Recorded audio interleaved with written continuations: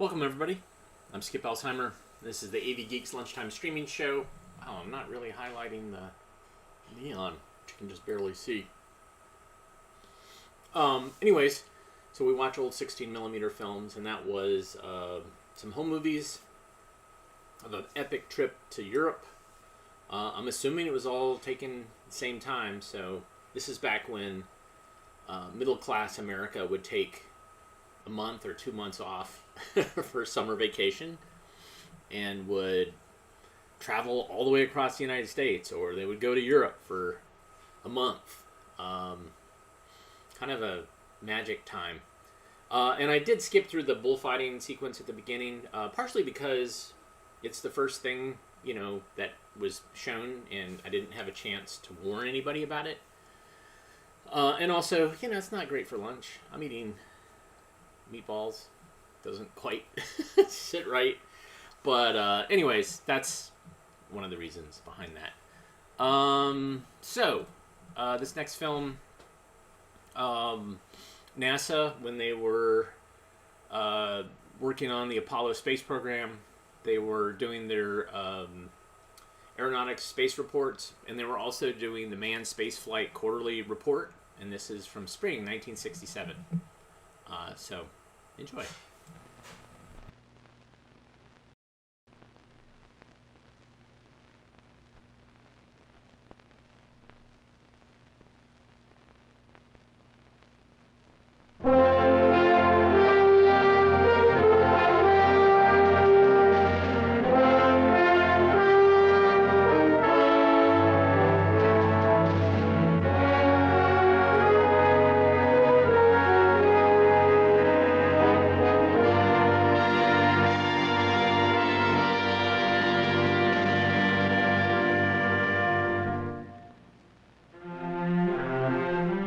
During the spring months of 1967, a critical review of the nation's manned spaceflight program was carried out.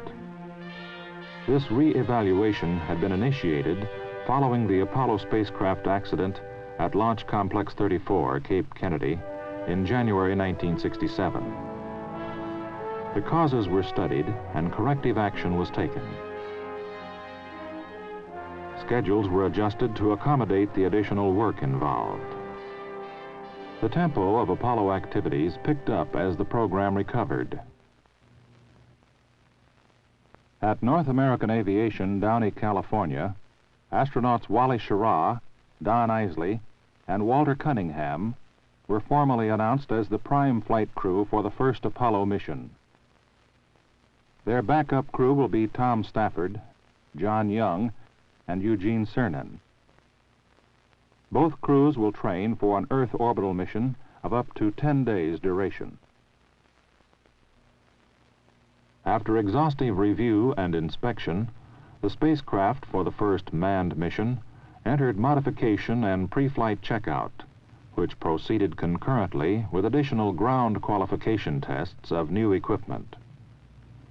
Unlike earlier command and service modules, the latest version of the Apollo spacecraft has new systems and features required for lunar missions, as well as for increased reliability and flight crew safety.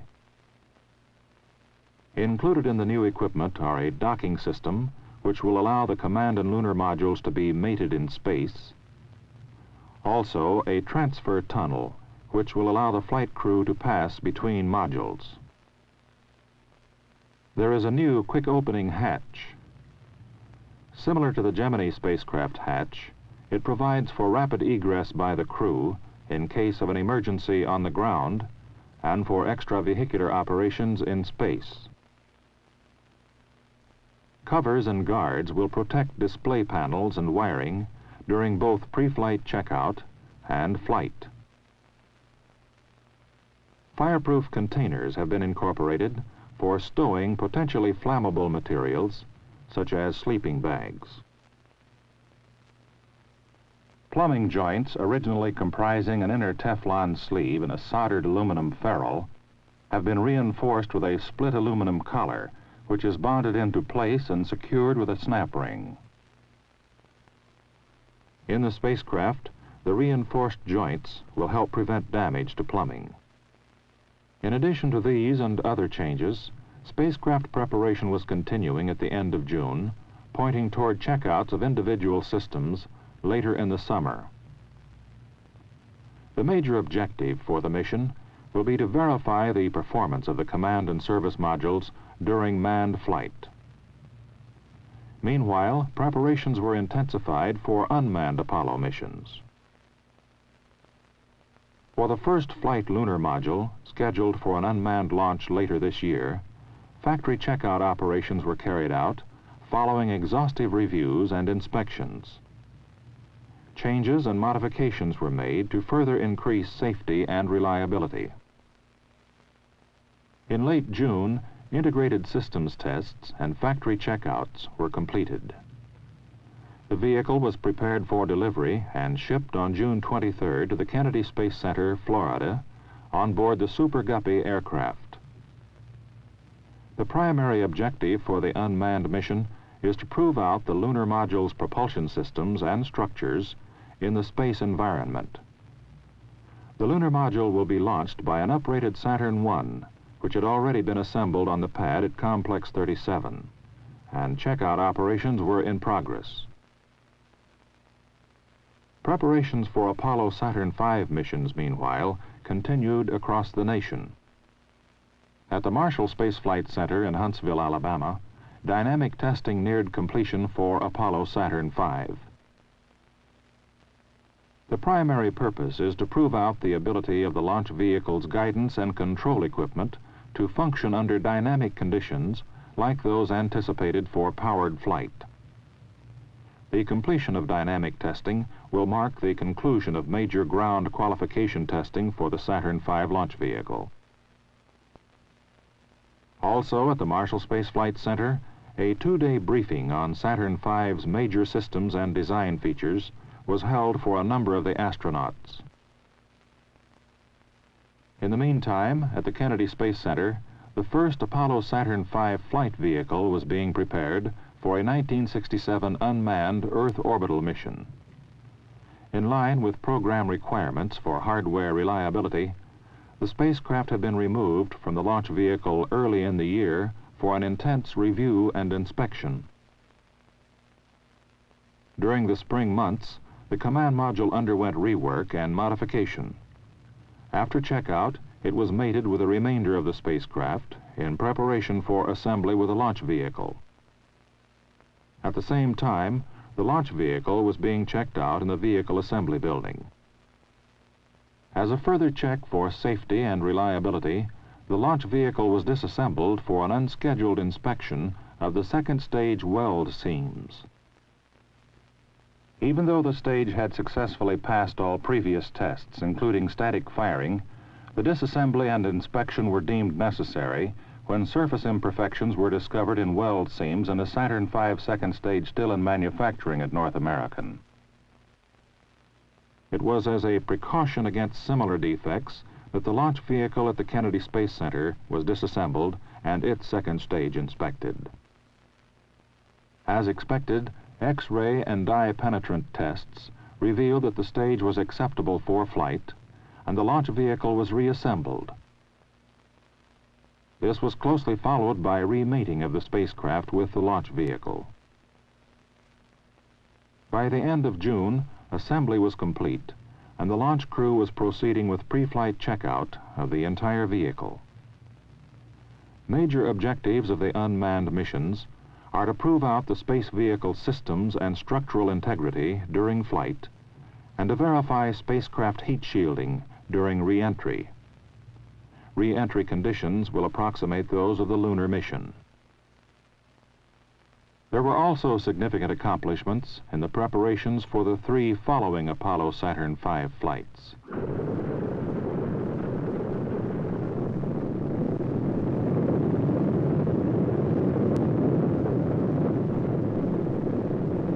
At NASA's Mississippi Test Facility, a Saturn V second stage successfully completed a series of 2 acceptance test firings.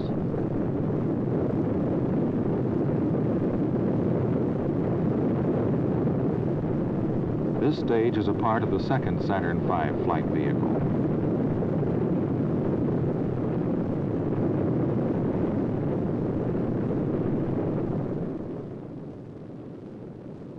After acceptance firings, this stage was shipped to the Kennedy Space Center, where it entered pre-flight checkout in the Vehicle Assembly Building, the second of 2 Saturn V vehicles then being checked out in the building.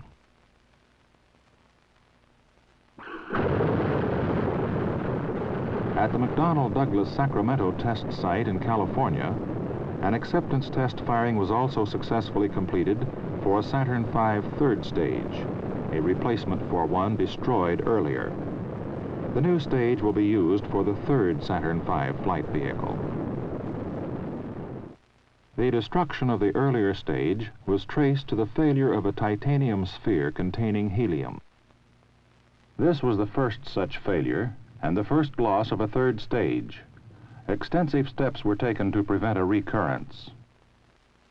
Manufacturing and testing procedures were made even more stringent.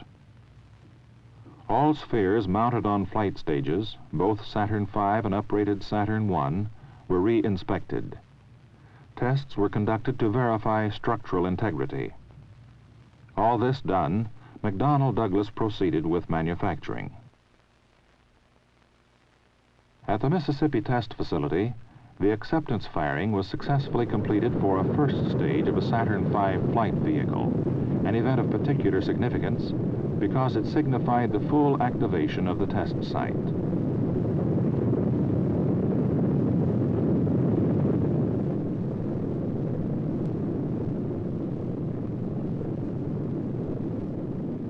As the Apollo capability continued to develop, activities connected with the investigation of the moon also continued. Langley Research Center, Virginia, under the direction of the Office of Space Sciences and Applications, flew 2 important missions, Lunar Orbiter 4 and Surveyor 3.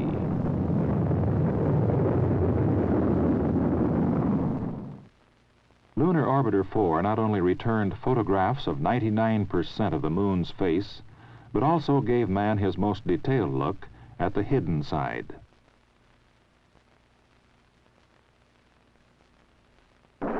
"53 hours after this launch from Cape Kennedy, Surveyor 3 landed on the moon. First bouncing 3 times, it came to rest halfway down the side of a crater 650 feet across and 50 feet deep in the eastern part of Oceanus Procellarum. Surveyor 3 sampled the lunar soil, taking pictures of itself at work. It provided a look at a lunar sunset, indicated by the moving shadows. To help determine rock types, it returned both black and white and color photographs. It was concluded that the lunar surface is lightly cohesive, much like fine-grained granular soil on Earth. With the capability for manned operations in space again developing at full momentum in Apollo, rapid progress continued in Apollo applications, the program for capitalizing on the nation's manned spaceflight capability. A full-scale mock-up of the orbital workshop was evaluated at Marshall Space Flight Center, first by a group of astronauts, then by key personnel from the manned spaceflight centers in a preliminary design review. The astronauts simulated efforts necessary to activate the workshop and perform experiments. The design approach was found to be acceptable. The workshop, built by McDonnell Douglas, is a modified uprated Saturn I second stage. It propels itself into orbit, then after preparation, it can be occupied by a flight crew. Entrance into the stage is gained through an airlock under development by McDonnell Douglas, St. Louis, Missouri. Prime contractor for the Mercury and Gemini spacecraft, McDonnell Douglas is utilizing its manned spaceflight experience in developing the airlock. Also in the program, Apollo telescope mount instruments for investigations of the sun were being designed and development was initiated. For example, a prototype X-ray telescope under development by Marshall was being tested for alignment and stability. And Apollo applications instruments for studying the Earth from space was the subject of a National Academy of Science summer study convened at Woods Hole, Massachusetts. Designed to help man make better use of the Earth's resources, instruments such as camera systems for taking infrared color photographs have been under development for some months. Photographs similar to these infrared color shots, plus many other kinds of data, can be acquired from space and will reveal new facts in fields as diverse as geography and meteorology, agriculture and oceanology. At the end of June 1967, the nation's manned spaceflight program was again moving forward across all fronts, reinforced by a period of intense review and re-evaluation. While the program is even stronger, there is yet much to be done, many problems to be solved. But confidence that our goals in space can be met is growing in parallel with the increasing determination to succeed.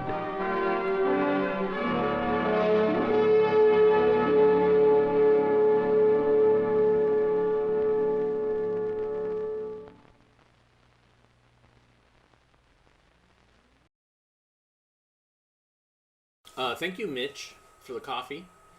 Yeah, so this report was kind of a recap and after the Apollo 1 tragedy, and basically saying, like, this is what we're trying to fix.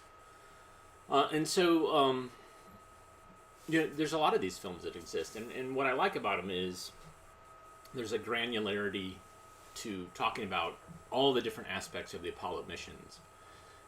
Instead of distilling it down to just footage of, an astronaut kind of bouncing his way across the lunar landscape. I mean, that certainly is a wonderful payoff, but all the thousands and tens of thousands of man hours and all that stuff prior is all documented. It's all out there.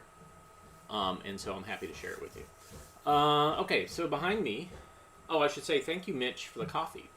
Coffee is one way you can reward AV Geeks. By going to ko-fi.com/avgeeks and buy us a cup of coffee or two, because that's what we do. Caffeine is one of the few substances that we abuse here at AV Geeks. Excuse me. Anyways, so behind me on the telecine, I have a film set up, and this is what we use to transfer film, and we'll then pipe it into the internet, fresh and hot, for you to smell and enjoy. So this is You and Only You. And I don't know what this film's about. I have no idea. It could go a lot of different ways. So let's see. You and Only You. Any guesses? Put them in the comments. Maybe we'll see what we can figure out this film is about without watching it. Or before we watch it. Alright. Enjoy.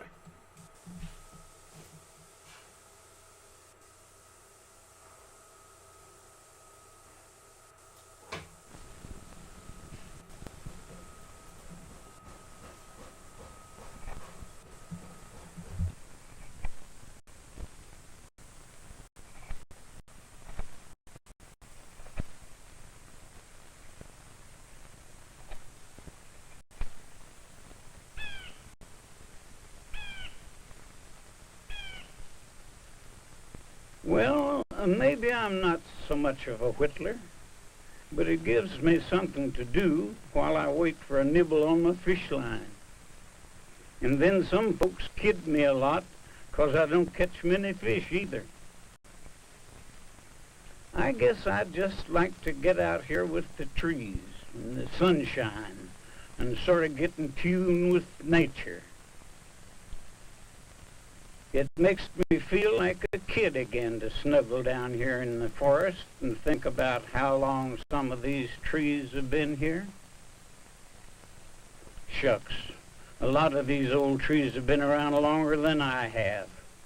And maybe it takes an old duffer like me to realize just how much our way of life depends on the forest.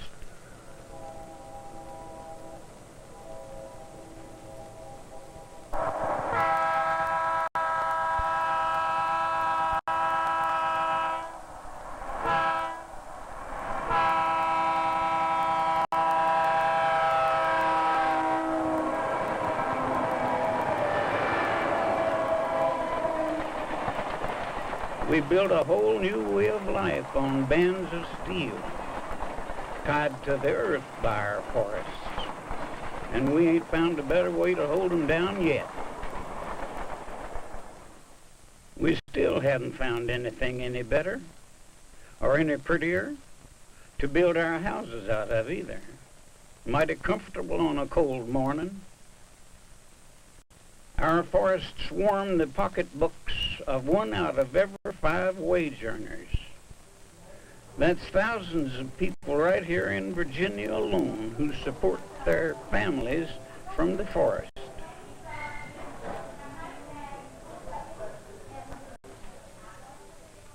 Yes, sir, them old pines have earned the right to stand tall and proud. And it kind of puts a lump in my throat when I see them old-timers come down just to make room for something else.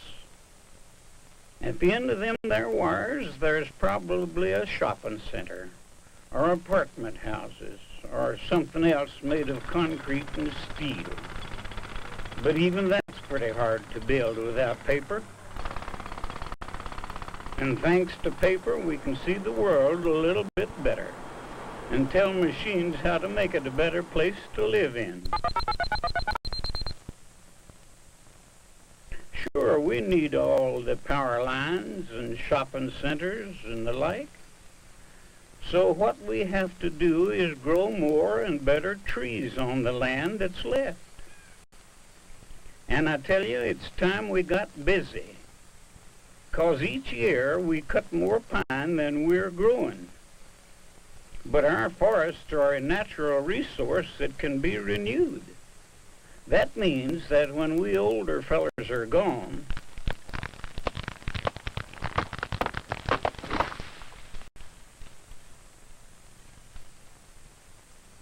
we can be replaced with new life to keep things going. But if someone doesn't take time to provide that new life, life will vanish with no hope of ever getting it back.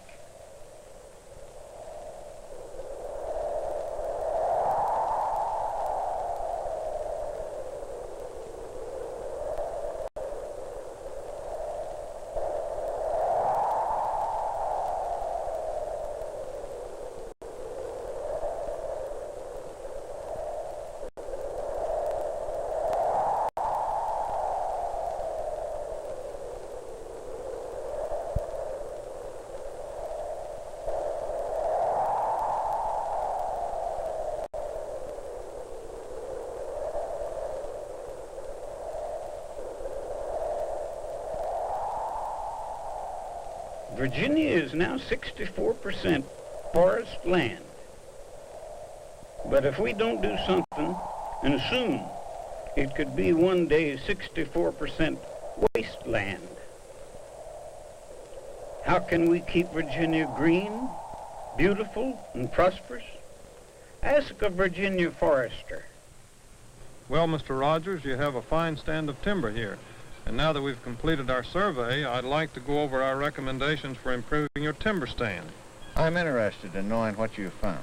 This is a timberland examination map. It separates your land into sections according to our findings in each area.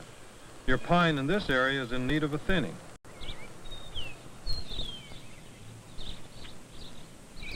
The idea is to remove the inferior trees so that the remaining trees will have room to grow. This way we get much better timber faster. What timber stand improvement really amounts to is whittling away at the rough trees to produce something more useful. You mean a lot of my trees over here aren't any good? Some are and some aren't. Some are diseased and some are deformed, and some are just growing too slowly. Look, here on the post. See these rings in the wood? Those are what we call growth rings, each representing a period of annual growth. Notice how the outer rings are closer together? This tells us that this tree has slowed in growth and is ready for cutting. Then you mean if we remove trees such as this, the others will grow faster? That's right. These trees will never be good for timber, but they can be used now for pulpwood. So you see, Mr. Rogers, with proper management, we can enjoy the value of your timber today and improve the value of it for tomorrow. That may give us better trees, but what about those that have been cut? shouldn't they be replaced? Yes, but not in the same area. Over here is an area of hardwoods where something can and should be done. A lot of these trees are forked and twisted. All are the same age and simply will never get much larger. Yet some of these trees can be harvested and sold. And that's where I plant our new trees. Right again, only it's not quite that simple. Before we can plant the pine seedlings, we have to clear the land. That sounds like it'll cost me a fortune. No, not at all. The cost is easily justified. That's why we recommend prescribed burning. Under carefully controlled conditions, of course. The first thing we'll do is bring in a drum chop.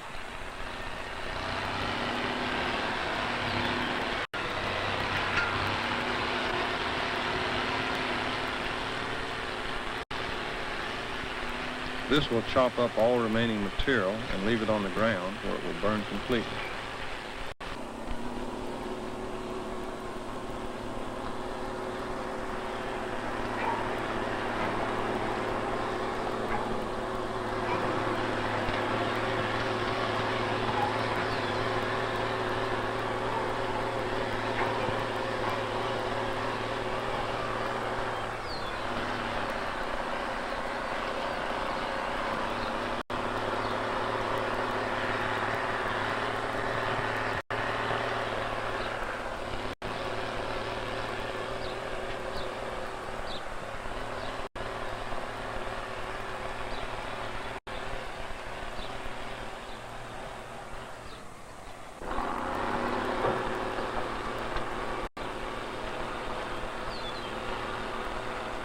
Then we'll plow a fire line around the area to be burned.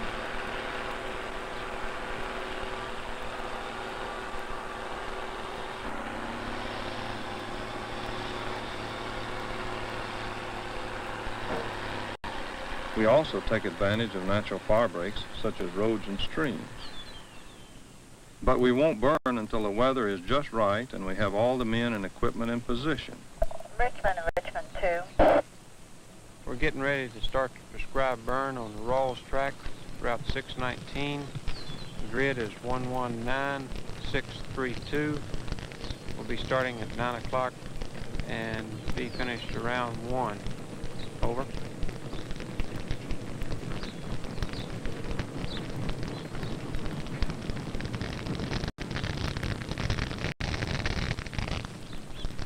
We usually burn in the summer. So where do I get our new forest? It's already growing in the state nursery. The seedlings are growing in beds until they're 1 year old. They're lifted by a special harvester that cuts them from the ground without damaging the roots.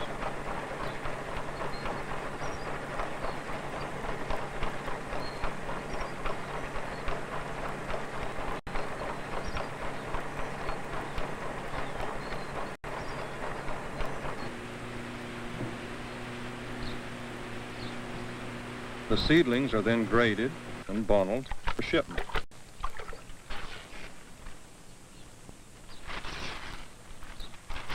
How do we ship a whole forest? That's no problem at this point. A stake body truck will haul 500,000 trees. That's a lot of forest. We need a lot of forest, and as soon as possible.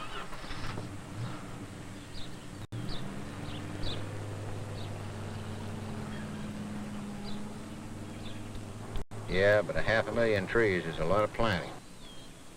We'll help you there, too.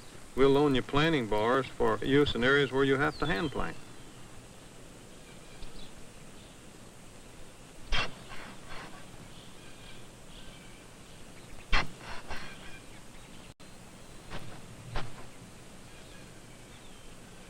And we've got machines that can plant 8,000 trees a day.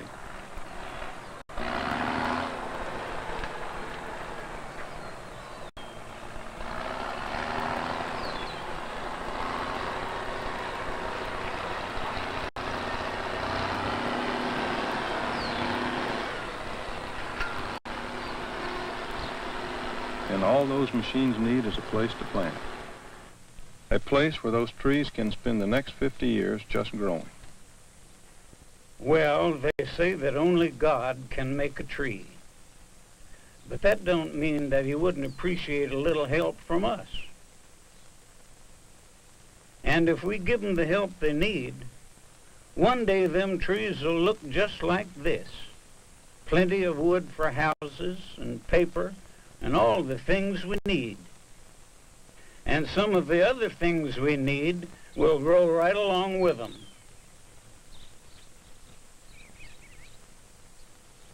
You even leave a few of the not-so-good trees for folks who need them. Trees hold the soil in place and make shade, so there's plenty of clean, cool water for drinking and swimming.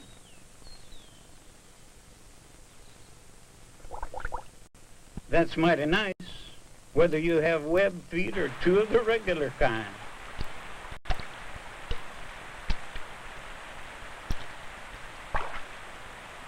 All in all, whittling away the rough trees to make room for the good ones is pretty important to just about everybody, even if you're not the best whittler or the best fisherman. But sometimes I surprise folks, both on the end of my line and on the end of my knife.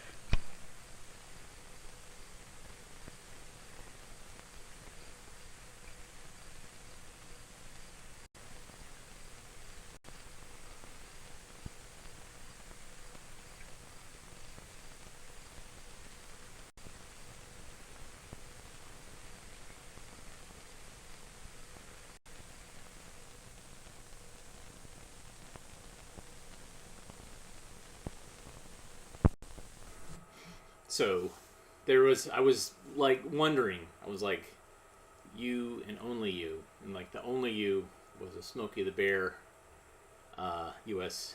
Forestry Service thing. So that's what I was wondering. I was like, All right, let's watch a towboat on the river. Enjoy.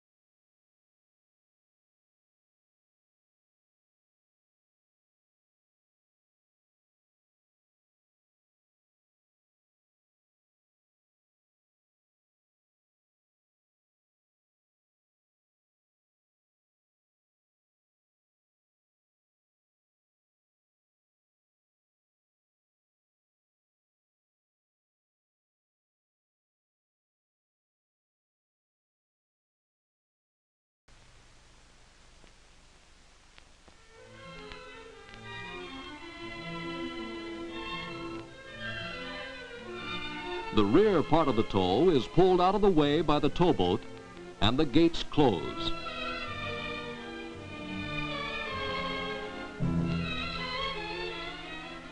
The first part of the tow may be pulled through the lock by barge pullers on the lock wall. Then the towboat pushes the second half through, and the tow is once more joined together as the trip continues. Continues for what may be a journey all the way down the continent. For America's great river system joins Pittsburgh, Cincinnati, Louisville, Chicago, Minneapolis, St. Louis, Memphis, New Orleans, and via the Intracoastal Waterway joins all these and other cities with Houston.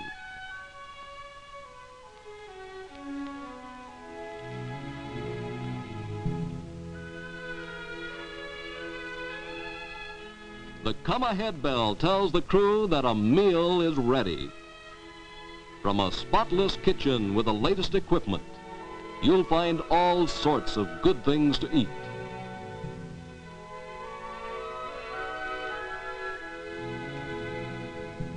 There's ham, deep-fried potatoes, cake, and all that goes to make a fine dinner. Officers and crew eat the same food in the same dining room. Men work for 6 hours, then get 6 hours off. Off watch, they relax in lounge rooms with games like solitaire or with checkers, always a favorite among rivermen.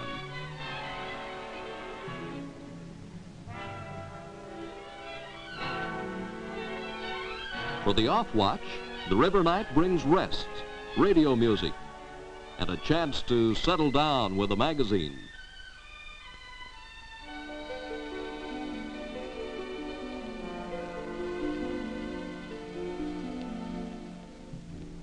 For men on duty, the night requires alertness and skill. Blinking lights on shore are guideposts.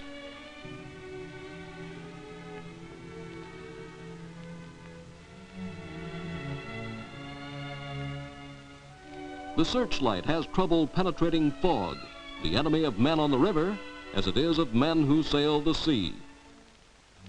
But today, radar helps by showing the way and any obstacles that may be in that way. Radar, a product of World War II, an invention that Mark Twain never knew, keeps the towboat moving ahead.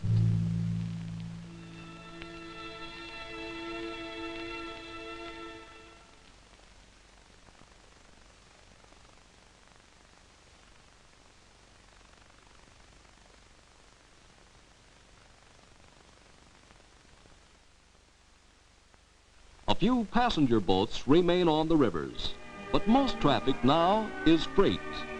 Each cargo requires special handling. Scrap iron is unloaded by a giant magnet.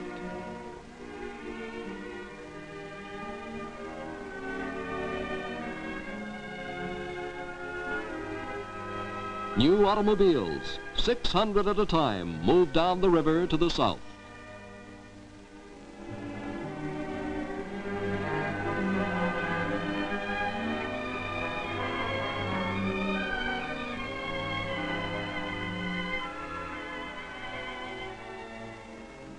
Sometimes a cargo like soap or detergent must not get wet.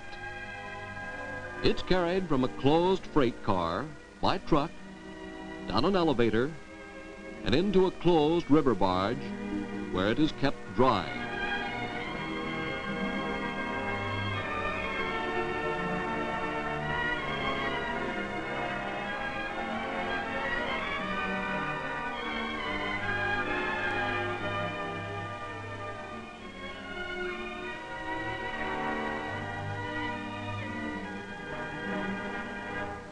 Sometimes the cargo is coal, a heavy product that, like many items, may be shipped economically by the river.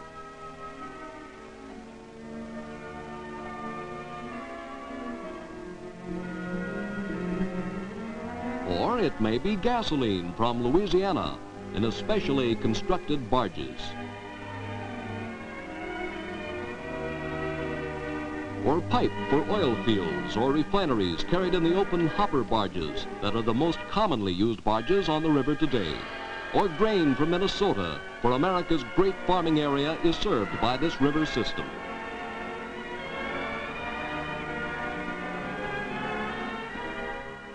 Whatever the cargo, towboats like this one of the Union Barge Line and all kinds of barges keep it moving through sun or fog, day or night. Today, thanks to the Army Corps of Engineers who keep the rivers open, and thanks to the thousands of officers and rivermen aboard the tows, America's great heart-of-the-nation river system is better than ever and busier than Mark Twain ever imagined it could be. The golden age on the river was not Mark Twain's time, it's today.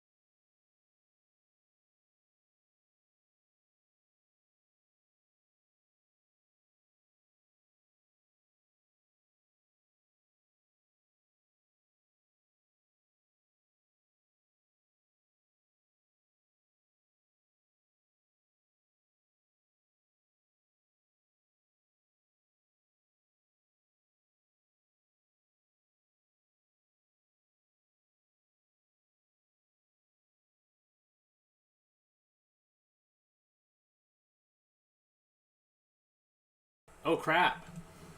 I'm sorry. I wonder what happened. Oh. Sorry. I hope that had not gone down long. Yeah. Oops.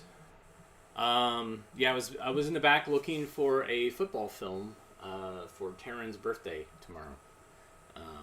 It's not going to be related to the Super Bowl. It might not even be professional football. It might not even be American football. We'll just see tomorrow. In the meantime, here's more footage from that North Carolina Craft Festival. This. Oh, that's very nice. So now I need another stitch. How many stitches does that require? As many as I use. Yeah. No certain number. Any number she might want to use. What would be a good? You might think of repeating something that you already have. Your running stitch, you might want to use more than you have, and you might want to double it. Or one of the diagonal running stitches, like the yellow there near the bottom. On the orange, see where the yellow and the black comes together? This. Yes. Which is, it's a running stitch. It's just the point of origin, where it begins and where it ends. That changes it. But it's only the running stitch.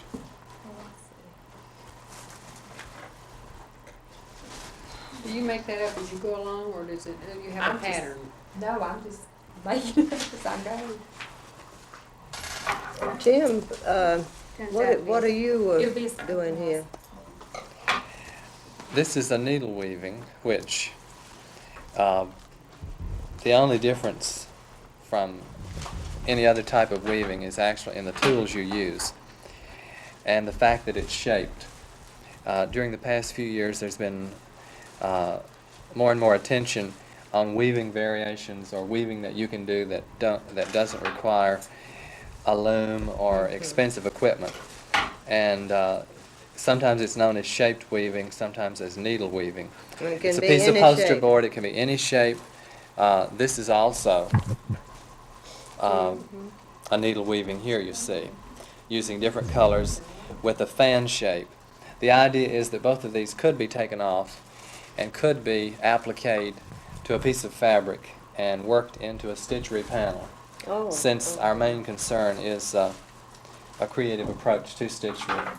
Now, when you say a creative approach, what are you talking about? What do you really mean?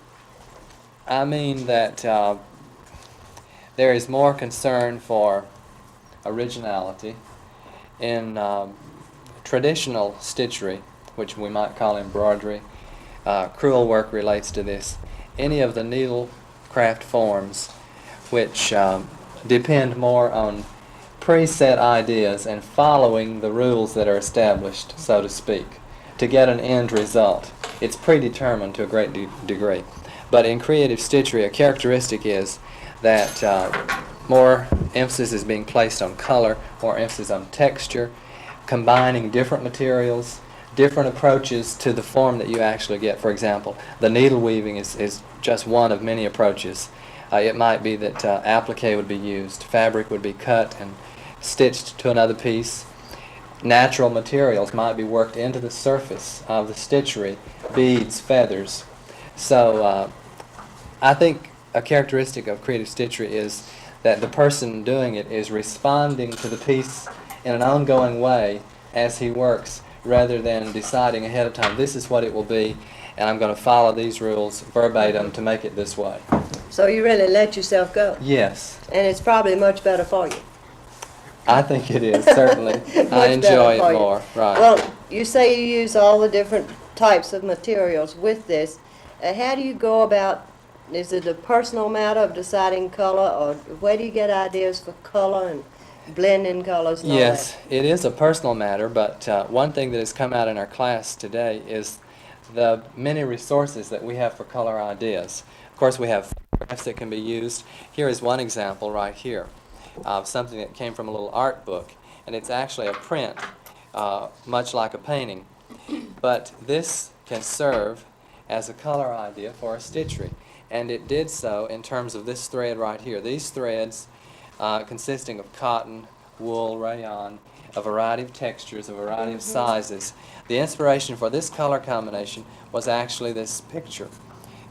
We have another example here where a drapery fabric, yellow, orange, rust color, brownish black, and this resulted in this color combination.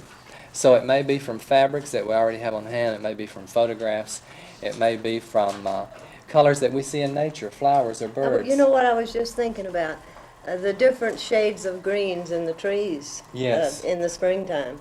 Right. That could be and maybe then you'd see a dogwood along with it or something. That'd give you a whole color scheme, wouldn't it? It would. And nature is the best with respect to color idea and color inspiration. It's all there if we just learn to see it. Do you have trouble getting your students to to take this approach? Because traditionally they have not. It's a change. It takes a little while to adjust to this. And I forget that it does take the time, but as I go into a class, I'm reminded suddenly I need to back up and slow down just a little and work with them a little more in moving in this direction. Probably this approach, if you were teaching youngsters, you wouldn't have any trouble. No, my experience tells me that that's right. You have no trouble with the youngsters, and the younger, the better. Because really. They haven't because been they're bound. Fresh. They they're haven't fresh. been bound to the old ways. This well, is right. Let's look at some of the work that is being done by this group of students here at Montreat. Here's. Can I ask a question? Yeah, sure. You may ask a question. I'm ready to take that off, I think, but Yes. I'm not sure, and I don't know what's going to happen. All you need to do at this point is unbutton it, so to speak, or just slip your warp loops off the end. And if it appears that you have space to add other filler material across, you could go ahead and do that. That's what I wonder now. Otherwise, That's it's going to make complete. loops. You'll have a little space.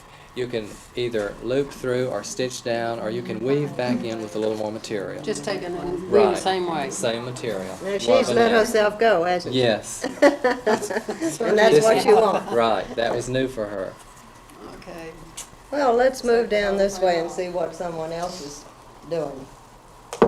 They look like tadpoles. Tadpoles. That's what I Turn them around and so our camera might see what looks like tadpoles. Which are the tadpoles? Well, she is using various materials, all right, isn't she? Turn it a little more up to the right. There you go. Like That's so? good. Yes. Mhm. That's the way it's supposed to go. That's Oh nice. my, you're gonna have. They do look like tadpoles. They do. They do look like tadpoles. This is what I was. Yes, I did, believe me. And After your- the first one, Your I did. inspiration was from a picture? Was a picture in the From a picture. magazine. Uh-huh, this picture. Yes. Mm-hmm. And you are raveling out some material here to get your thread? To get the color that I want, yes. Well, for goodness sakes. This piece too? This piece and the custom plaid's Look always at very that. good. Because there's That's another very color. interesting. Let's move along. And you were the one that was yelling for help a while ago. Yes. And did you get it? Have you got your Some. stitch that you want? Mm-hmm. Let's pick that up and let us kind of see it a little bit. Is this your first effort at this type of? Yes, it is. Well, you're doing real well. Doing Thank you. beautifully. Beautifully. And here. You'll have to tell me now what you're doing. That's going to be a mushroom. Oh, it's a part of a mushroom. Here we go. Let's hold it around. That's the cap. That's the cap. And what kind of stitch is that? That's a buttonhole stitch. Blanket stitch. Blanket stitch. And what's all this you got on this end? Well, that's a mess. That's a mess. Now that's where you let yourself go. Well, I was trying to learn some new stitches on that one. Well, that's exactly what you're here So for. I had to fill in spaces where it looked unbalanced. I don't call that a mess. I'd call it good if I'd been the one doing it.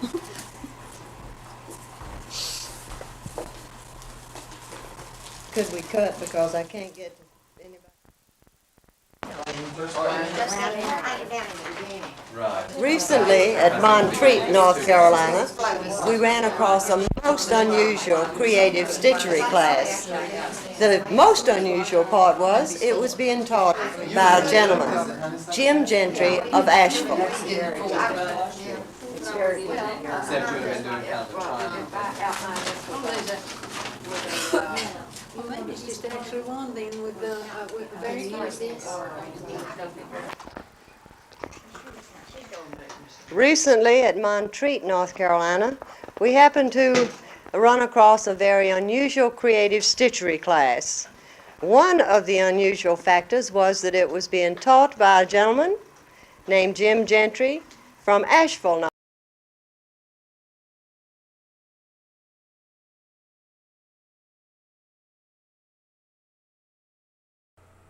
So that was raw footage that was shot of